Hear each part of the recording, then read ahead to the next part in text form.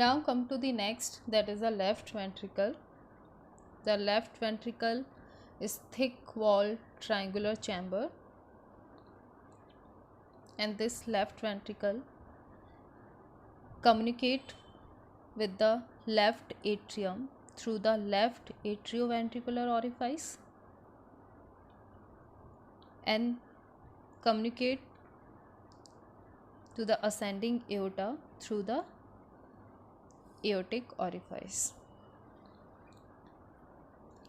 Wall of the left ventricle is thicker than the right ventricle, and it's separate from the right ventricle by an anterior interventricular groove. It forms the apex of heart. This left ventricle that form the apex of heart that lie on the fifth intercostal space 9 cm from the midline, just medial to the midclavicular line. It forms the 1/3 part of sternocostal surface that overlap by the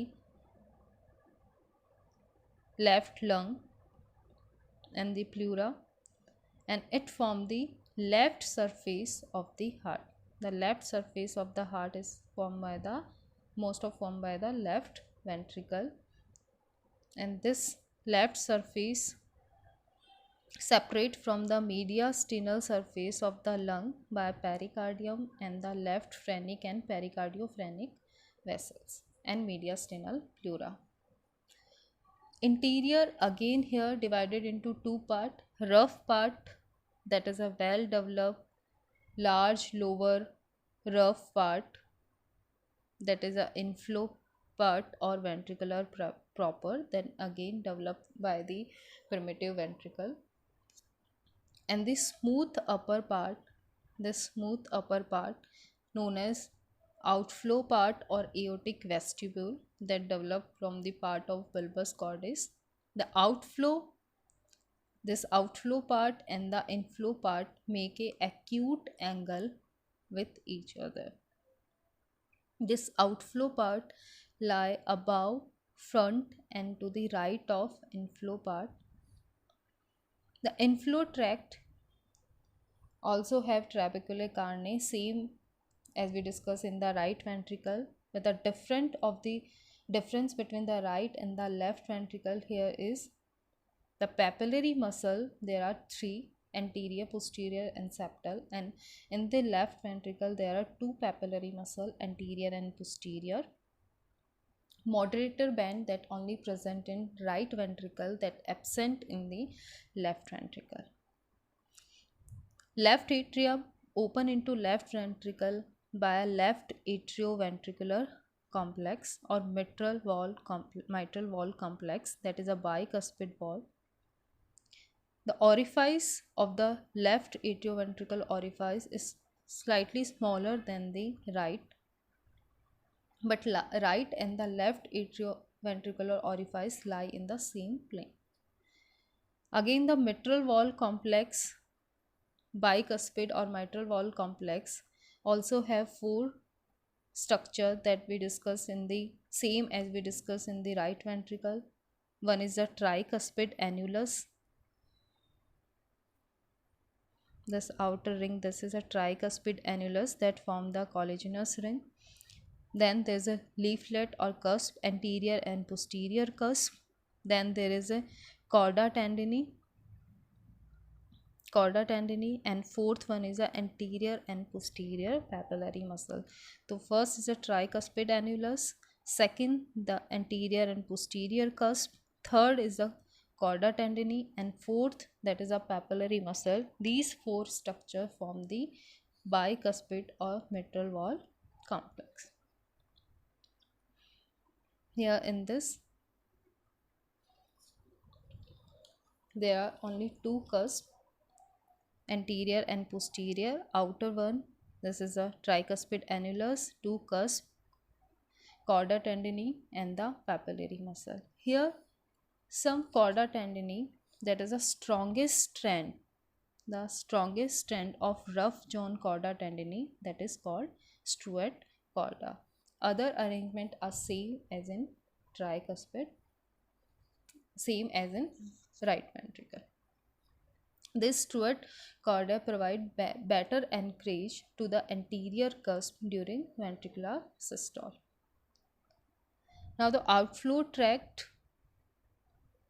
this is the outflow tract or aortic vestibule. This is the smooth wall conical structure that's situated above, front and right to the mitral wall. This have also three semilunar cusp, one anterior and the two posterior.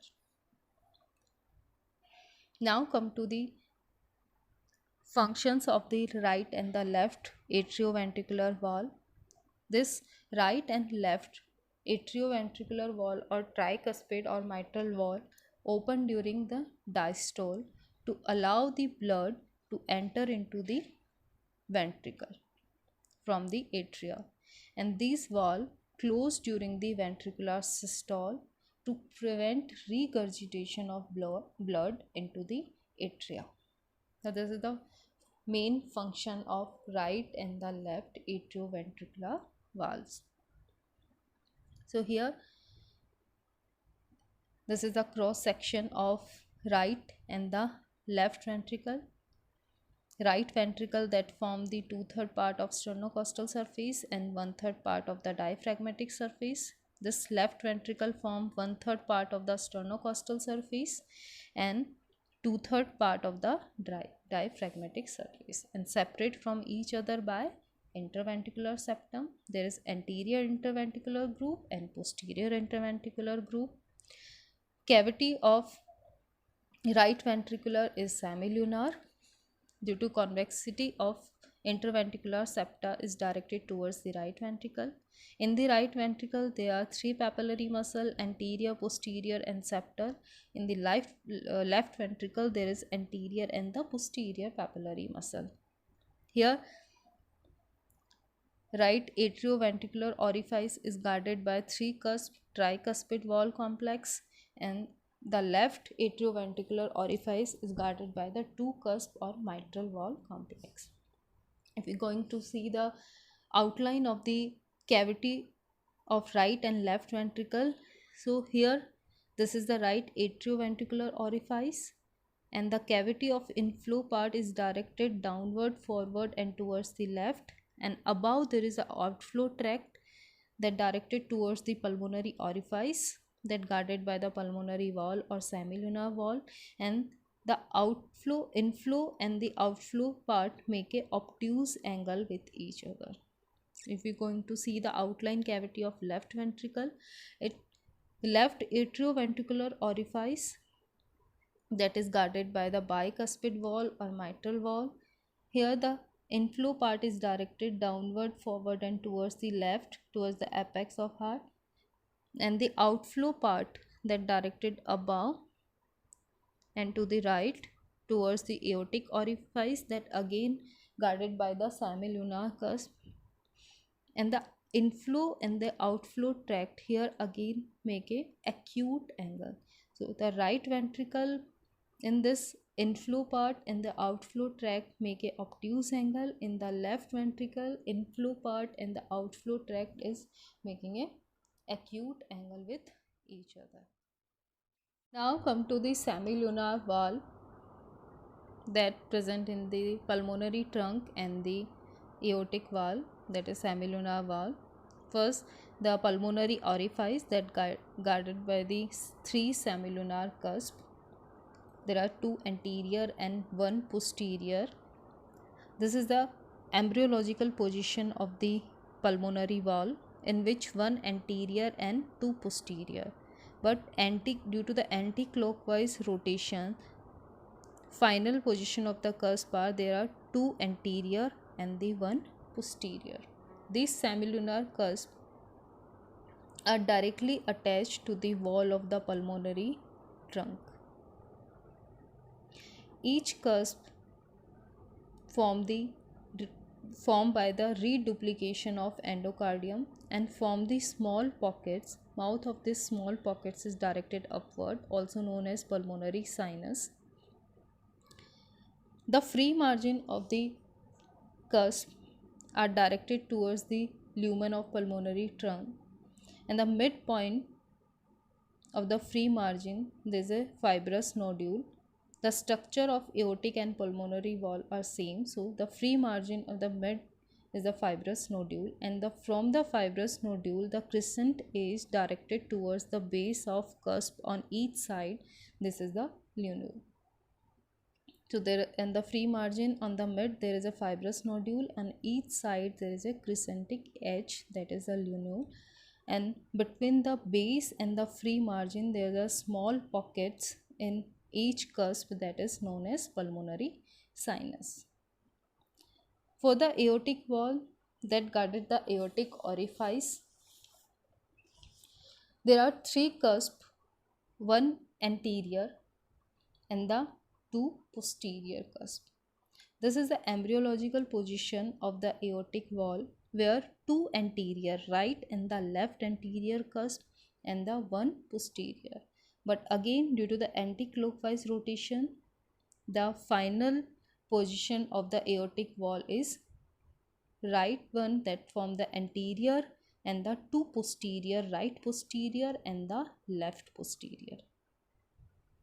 Again, here cusp is formed by the reduplication of endocardium. Above each cusp, so the base of cusp is attached to the wall of aorta, and the free margin that is directed in the lumen of ascending aorta. Above each cusp present a dilation that is known as this pocket like structure, this is known as aortic sinus.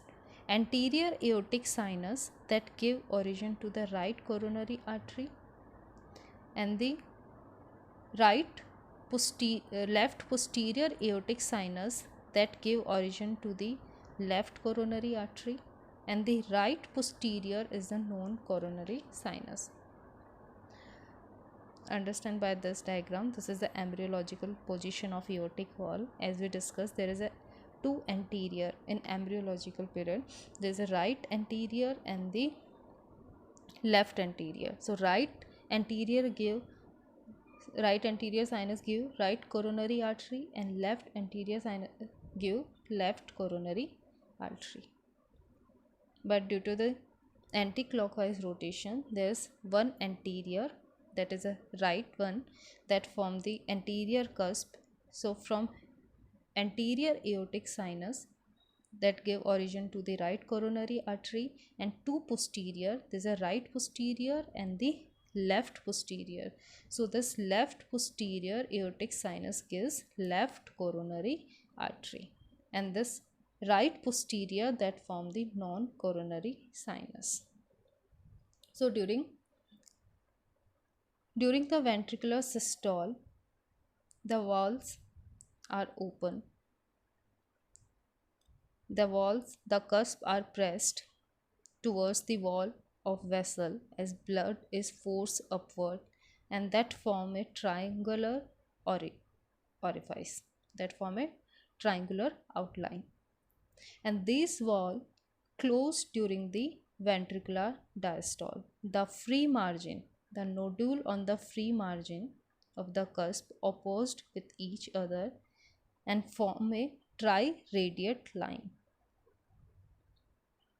So during the ventricular diastole, the free margin are opposed with each other and form a to close the wall and form a triradiate line. This is a triangular outline during the ventricular systole when walls are open, and this is during the ventricular diastole when walls are closed. Now come to some surface marking of the cardiac walls and their auscultatory area. Why? The heart sound is produced by the closure of valve of heart. Two sounds are produced by heart. First sound is produced by the closure of closure of the atrioventricular valve, that is a right or left tricuspid and mitral valve, and second sound produced by closure of semilunar valve, that is a aortic and pulmonary.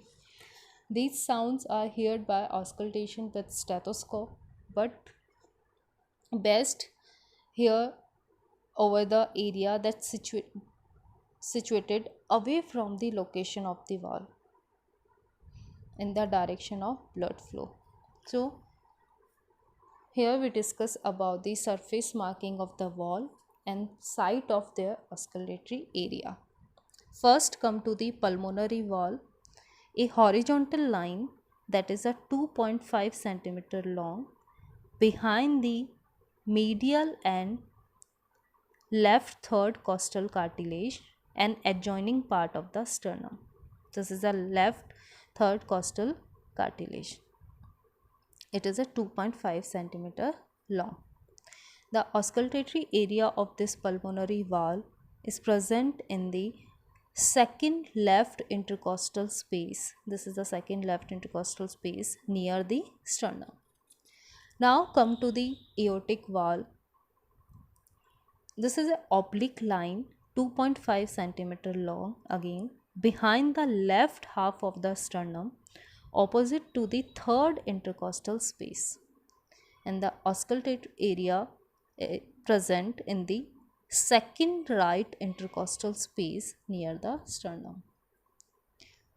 What is the location of the mitral valve? Again, this is an oblique line 3 centimeter long behind the left half of the sternum opposite the left fourth costal cartilage. This one is the left fourth costal cartilage, so opposite to the left fourth costal cartilage. Auscultatory area lie in the left fifth intercostal space 9 centimeter from the midline over the apex peak. Tricuspid valve, location of the tricuspid valve, vertical line 4 centimeter long behind the right half. This is the right half of sternum opposite the fourth and the fifth intercostal space. Opposite the fourth and fifth intercostal space, and the site, auscultatory site, is right half of the lower end of the body of sternum.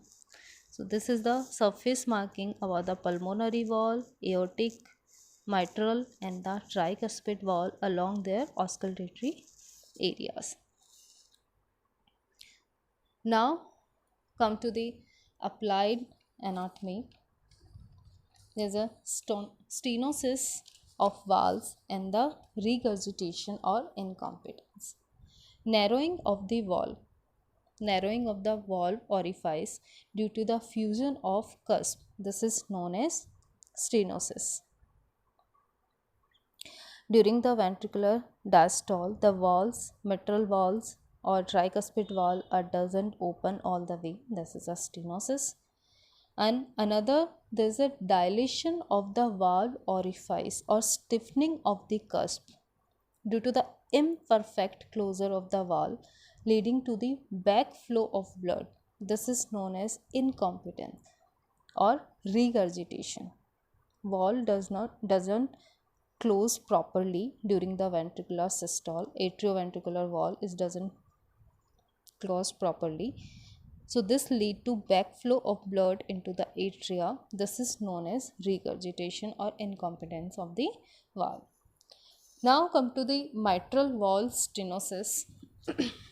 This is mainly caused by the rheumatic fever. In this, cusps are thickened. The cusp of the mitral valve, anterior and the posterior cusp are thickened. Fusion of the commissure that lie between the anterior and posterior leaflet, deep indentation that lie between the anterior and posterior junction of the anterior and posterior cusp, the fusion of commissures, chorda tendineae, endomyocarditis or valve fibrosis. This ultimately reduces the mitral valve area and advanced stage, and in advanced stage calcification of the valve may occur.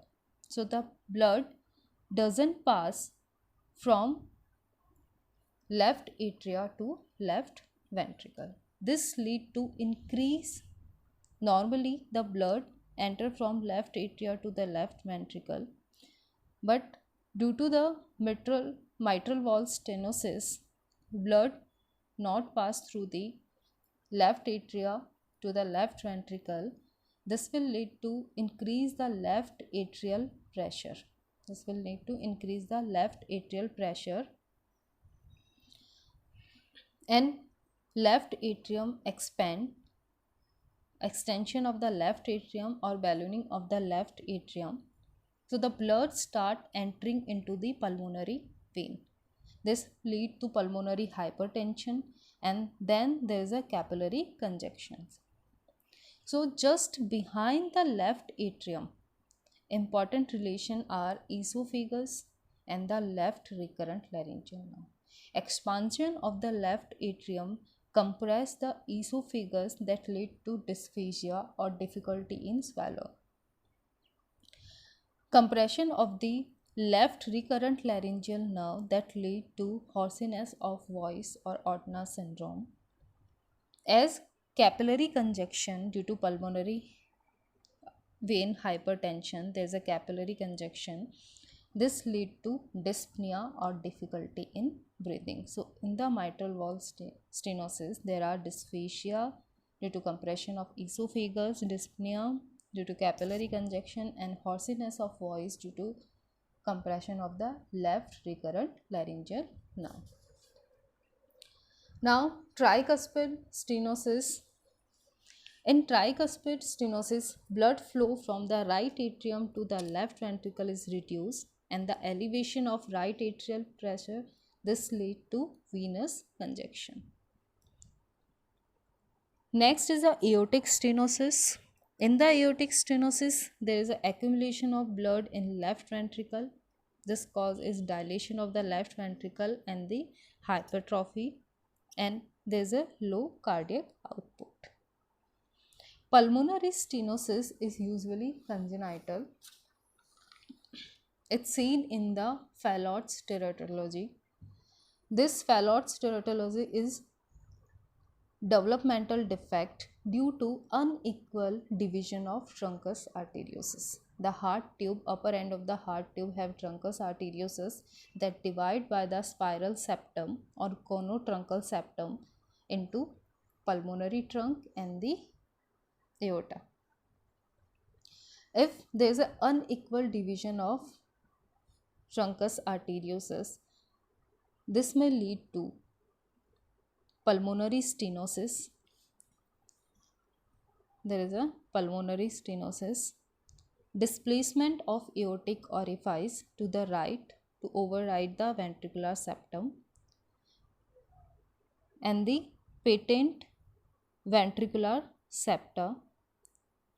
So there is a interventricular septal defect, third, and fourth is the right hypertrophy of the right ventricle, because the blood from left ventricle also enter into the right ventricle.